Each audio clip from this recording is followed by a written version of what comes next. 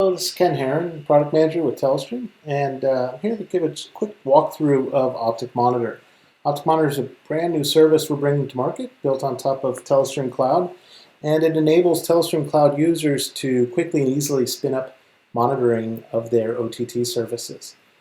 So with OptiQ Monitor, you simply log into Telestream Cloud. So go ahead and log in here, and that's at cloud.telestream.net. If you don't have an account, it's really easy to just simply click on the registration button there and you can get right in. And you'll see your different Telestream Cloud services. So our Flip service, Time Text Speech service, our QC service, Vantage Cloud Port, and now you'll see a new service entry there called OptiQ Monitor. And you can jump right into that. OptiQ Monitor makes it really, really easy for you to start monitoring in many, many different locations around the globe. So what does monitoring mean? Well, you're really looking for performance challenges, service interruptions, video impairments, audio impairments, etc. in the content, and so those things are defined within an alarm template. So in this case, you can see I've got quite a few different conditions that I'm looking for within this asset or within anything that I apply this alarm template to. So I'm looking for asset availability. Are the streams present in each location? I'm looking at streaming quality of service performance. So how are my CDN partners delivering that stream in each location? And what are the risks to disruption of the audience in those locations due to poor QoS service? And I'm also taking a look at the quality and health of the asset of the video and encoding, audio encoding in the asset, and looking for deviations from the norm. So does the audio sound good? Does the video look good? Is the audio within threshold? Are there silences detected or still frames, black screens? These would all be examples of the types of things that I can build an alarm template around. And there's additional settings you can also apply, so it's very easy to come in and sort of create your own asset alarm templates and then apply those to the assets when you create them. And we'll just come in here to my first project, all right, and take a look and see. I've got a couple assets that are currently running and monitored, but I thought I'd start by just kind of jumping in and showing what an asset configuration looks like. Right, so it's really easy. I come in, I say this is my channel name, or this is the asset I want to look at. This could be live or a VOD asset, either one, as long as we have a URL that we can reach into and start attempting to play that content through.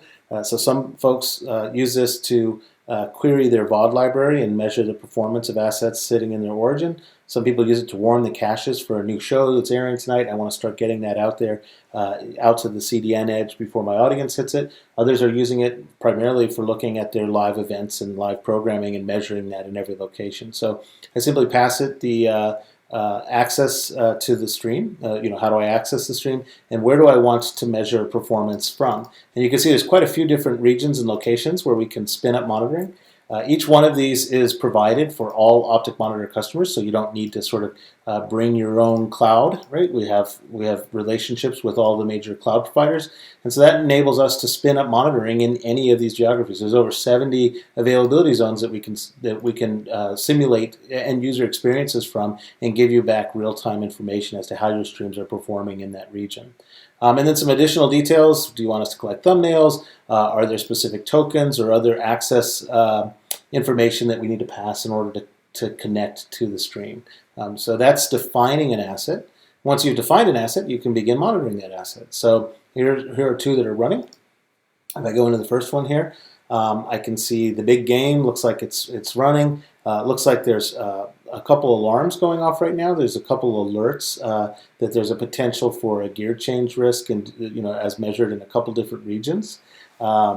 And if I want to get any more details about a specific variant in a specific region, so like for example, here's my Paris, France AWS region, and I want to look at the 768 by 432 variant, I can select that, and it shows me a current representative thumbnail, how that content's being delivered, who the CDN partner is that we're connected to and delivering in that region, some information about the stream itself, and then other analysis here, so I can see my download rates, streaming rates, buffer fill rates. We have a score called a VeriStream score that makes it very easy, very quick for me to understand, is this performant or not? It's a scale of 1 to 5, and it's currently a 5, so it looks like the stream is performing well in this region. But I do see I have a pretty low video MOS score, which would be indicative of maybe I'm over compressing the video or otherwise not doing a great job.